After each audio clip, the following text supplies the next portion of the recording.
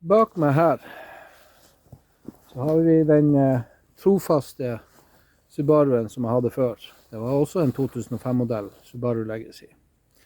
Den hadde jo et toppakningshavari nå i sommer, og i og med at den var gått 571 000, tror jeg det var, så ja, fant jeg ut at det var like greit da, og bare la han få slippe. Jeg må ha den her fram nå, og jeg vet ikke om han blir å starte.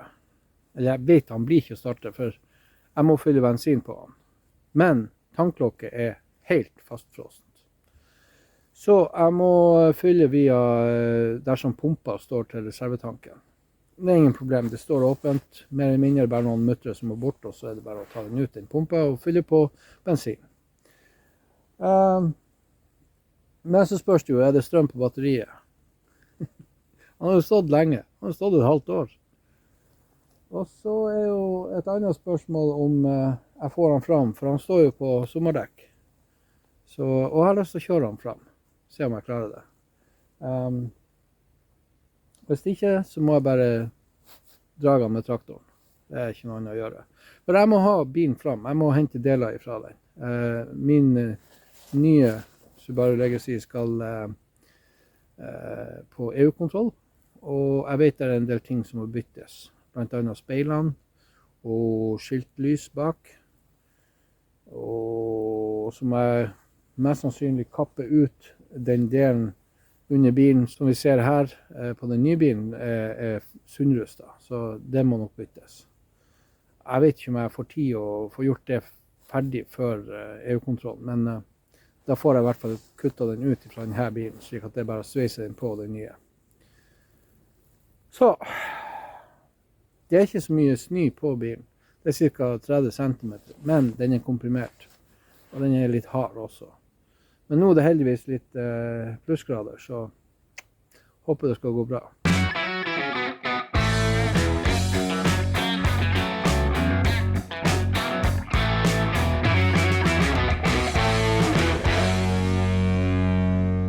Vi kan jo begynne med å se om det er noe strøm på batteriet, om man tar på starten, hvis vi får prøve. Ja, det ser. Det gikk jo enkelt. Den bremsepedalen, den var steinhård.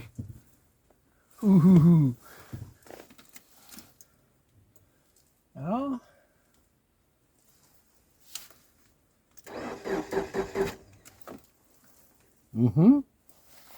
Her er en fair chance. Vi skal ikke bruke noe med batteri, for vi skal bruke litt strøm for å prime drivstoffsystemet. Nå må vi være bak her. Ja. Og av med det lokket, og under der er pumpa til reservetanken.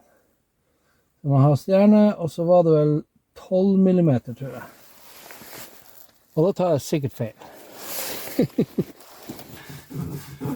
Og i løpet av høsten og vinteren så har jeg tømt tanken på den her, for med de drivstoffprisene vi har hatt. Oi. Og det var jo en halv tank igjen her, så jeg tenkte det var for gærent å la den bensinen stå og bli ødelagt. For ødelagt blir de jo når de står lenge. Men klart, det skal jo stå en stund før det skjer, da. Men. Sånn.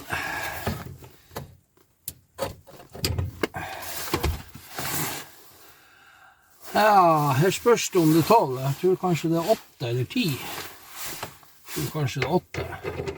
Ja, 8. Jeg tok feil.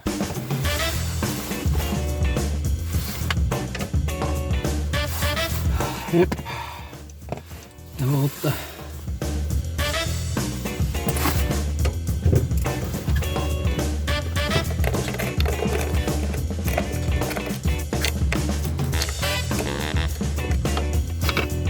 To gummihetter der som må bort.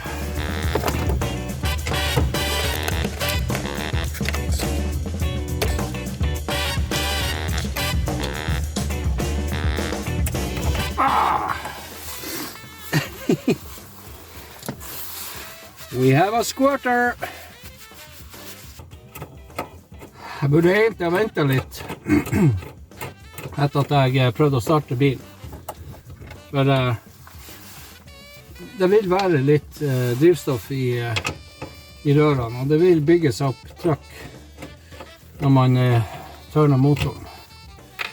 Så hvis man har ventet en halvtime, så vil nok det trøkket vært borte.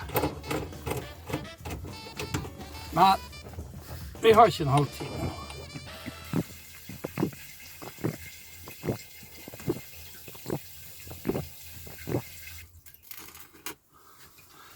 Ja, har vi halv kanna.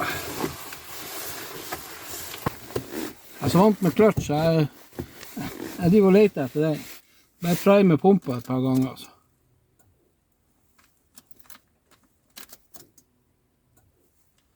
Pumpa går nå. Og vi tester.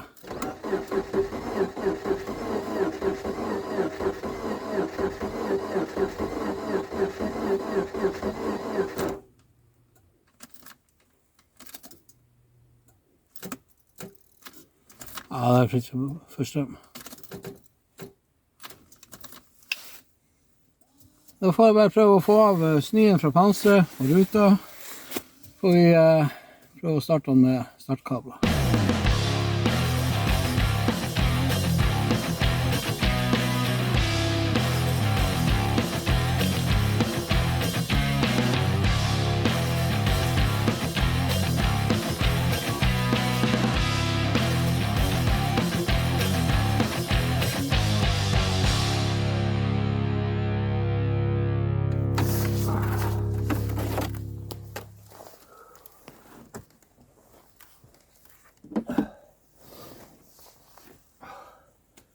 Stakkars bilen min.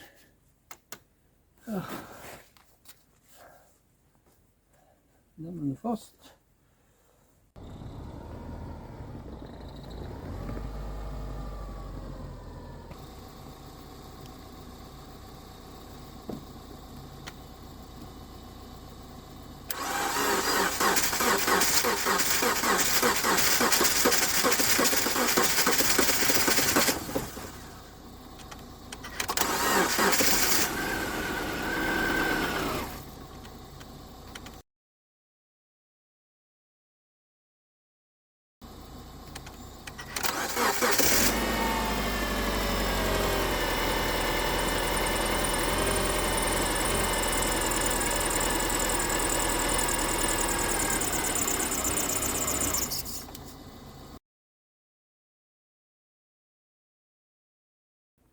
Han startet. Det gjorde han, men han ville ikke gå rent. Og jeg tenkte, hva faen er det nå? Så kom jeg på det at jeg tok jo vekk bankesensoren fra denne bilen. Jeg fikk jo en feil på Nysubaren om at det var en feil på bankesensoren der, så jeg skulle liksom bytte over. Men det viste seg at det var ikke feil på bankesensoren. Bankesensoren hadde vært byttet tidligere, men den var satt i feil grad. Den sto i cirka 80 grader i stedet for 60. Det var 60 eller 62 grader. Jeg tror det var 60 grader. Så den sto jo helt feil. Så jeg får bare hente den gamle bankesensoren, peise den inn, og så bare krysse klauvene for at det går bra. Da har jeg satt i bankesensoren. Det blir spennende å se om han går rent ish. Nok til at han ikke kveles hele tiden.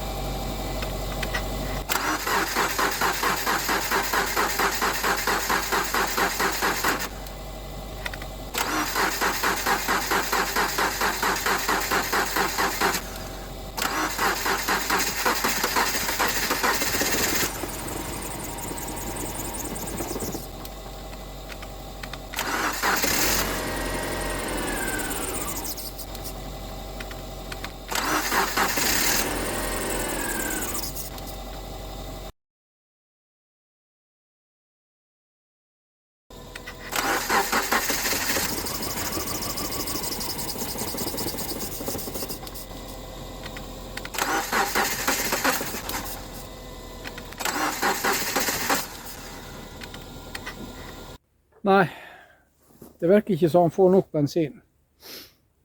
Så Så jeg tror jeg må opp med bensinlokket på andre siden og prøve å få det tint opp, sånn at jeg får fylt på i selve hovedtanken.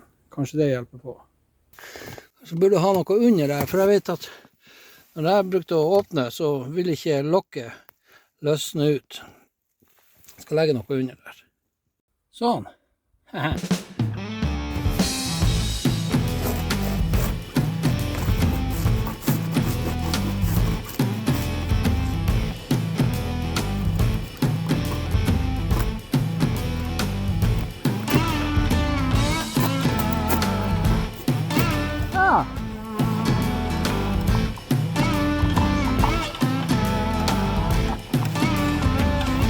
Hvorfor gjorde ikke jeg bare det med en gang?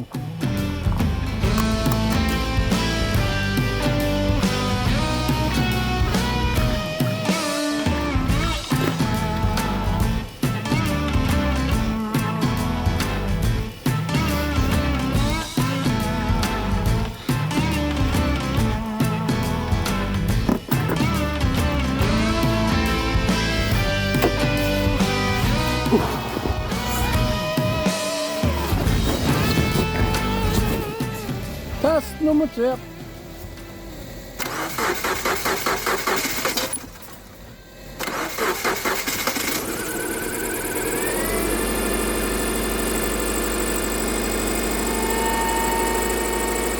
Ja!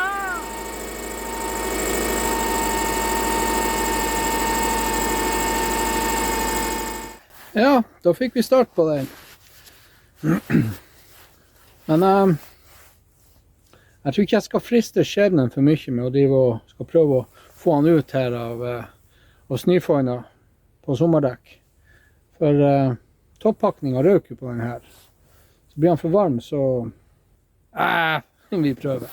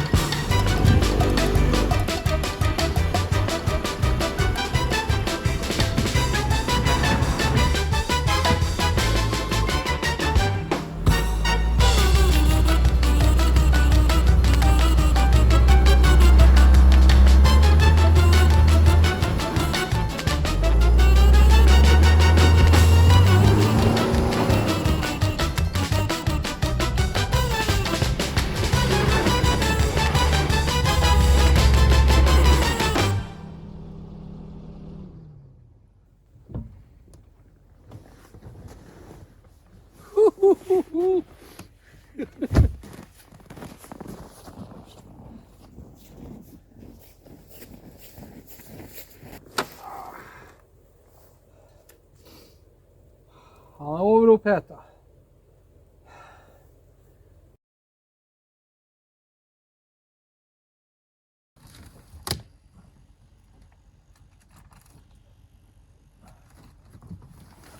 Ja, det var batteriet tomt igjen. Så vi får bare vente til i morgen. Jeg må sette den på lading til da.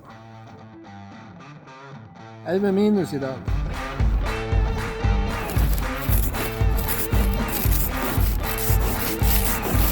Mesteparten av isen er på innsiden av ruta.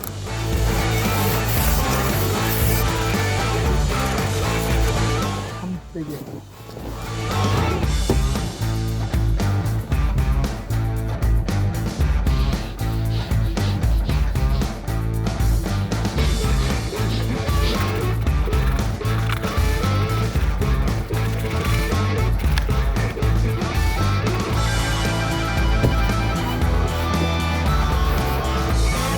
Og stålis.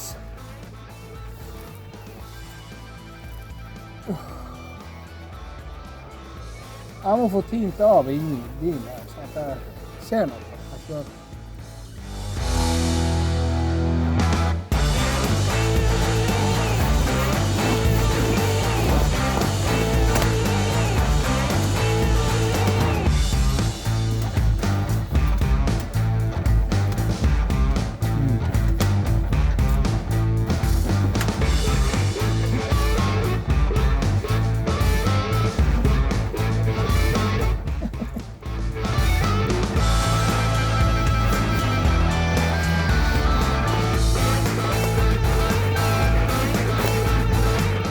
vi vente.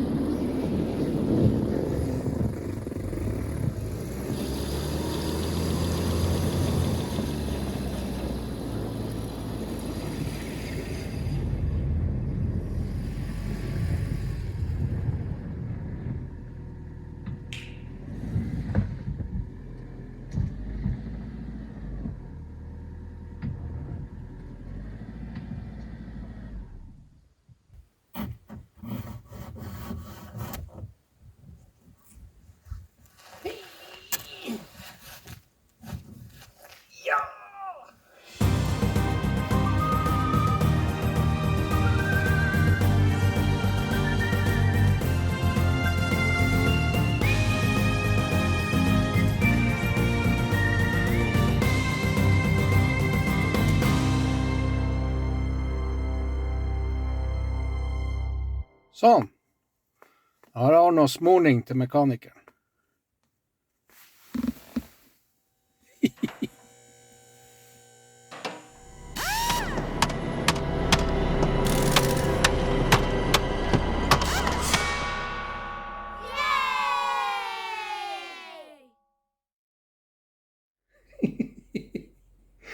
Han ble godkjent.